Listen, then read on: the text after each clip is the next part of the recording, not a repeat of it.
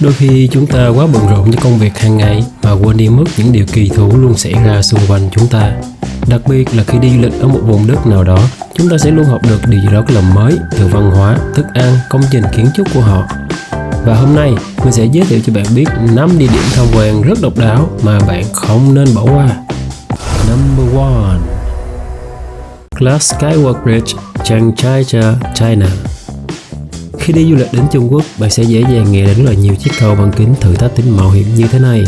Chiếc cầu ở Chiang Chai-chai là một trong số đó, và nó đã từng đạt kỷ lục là chiếc cầu bằng kính dài nhất và cao nhất thế giới.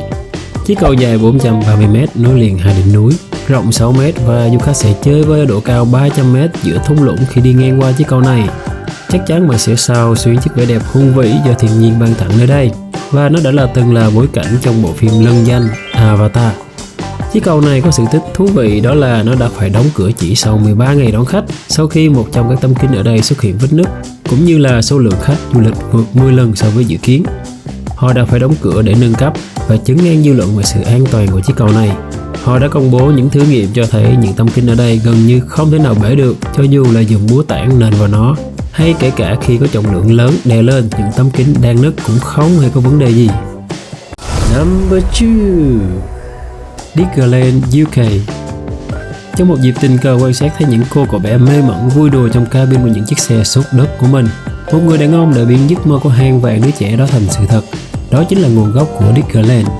Với Diggerland đầu tiên năm 2000, giờ đây nó đã là 4 khu vui chơi rộng lớn trải dài khắp nước Anh và một cái ở Mỹ để phục vụ cho những thiên thần nhỏ tuổi. Và người đàn ông đó chính là chủ tịch của một công ty cung cấp thiết bị trong công trình lớn nhất châu Âu.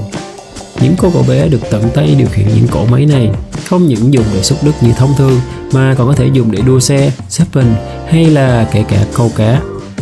Mặc dù mỗi khu vui chơi Diggerland có nét đặc trưng riêng, nhưng tất cả trò chơi đều mang dáng vẻ của một chiếc xe xúc đất và vô cùng thu hút những hành khách nhỏ tuổi. Chắc chắn cả gia đình sẽ có một ngày thú vị ở đây đây. Number 3. Toilet Park and Museum, South Korea. Tưởng chừng như cái không gian nho nhỏ nhưng thoải mái và không thể thiếu này trong mỗi nhà sẽ chỉ là chuyện tế nhị chẳng ai nhắc đến đâu. Nhưng một người đàn ông ở Hàn Quốc được gọi là Mr. Toilet lại không nghĩ như vậy, và ông đã dành trọn cả cuộc đời của mình để cho tất cả mọi thứ liên quan đến toilet. Ông thậm chí đã phá vỡ chính căn nhà của mình để thiết kế lại thành một căn nhà với hình dáng một chiếc bồn cầu và trưng bày mọi thứ về văn hóa toilet từ xa xưa cho đến nay. Khi Mr. Toilet mất vào năm 2009, ông đã dành tặng căn nhà này cho thành phố Suwon nơi ông sinh sống, và nó đã trở thành bảo tàng như thế này. Có gì đó như là nửa đùa nửa nghiêm túc ở đây, khi du khách sẽ chỉ có một khoảng thời gian để suy ngẫm về tất cả mọi thứ liên quan đến cục bu, cũng như các phương tiện để làm chuyện đó từ cổ xưa. Bạn có tin không, khi họ đã từng dùng sợi dây này để làm việc đó đấy. Cậu bé này chắc chắn có gì đó rất là khó nói lắm đây. Number 4. CN Tower Ashwalk, Canada. Nếu như bạn muốn một lần thử được cảm giác đứng giữa không trung ở độ cao mấy trăm mét ngắm nhìn thành phố, thì Ashwalk ở Canada chắc chắn sẽ không làm bạn thất vọng. Nơi đây đã đạt kỷ lục Guinness về lối đi ngoài trời cao nhất của một tòa nhà vào năm 2011. Chỉ với 2 sợi dây leo teo thế này, bạn có thể đi bộ dạo chơi bên ngoài tòa tháp này ở độ cao 365m. Và nhịp tim của bạn sẽ có dịp rối loạn khi được bước xa hơn để tựa lưng vào toàn thành phố Toronto, với xung quanh hoàn toàn không có gì cả.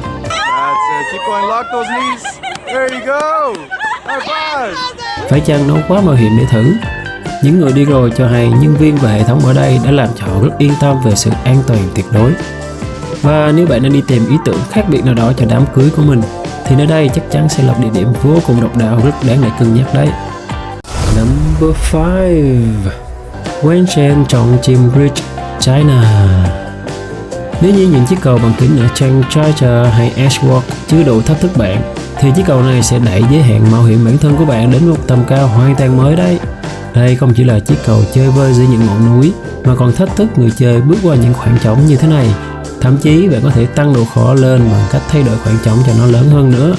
Nhiều người thì vượt qua khá là dễ dàng, nhưng nhiều người thì bỗng dưng mọc thêm 2 chân, rung lẩy bẩy hay kể cả dừng cuộc chơi.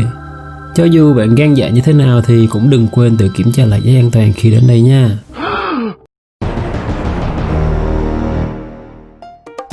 Đó là những địa điểm quá độc đáo chúng ta không nên bỏ qua phải không?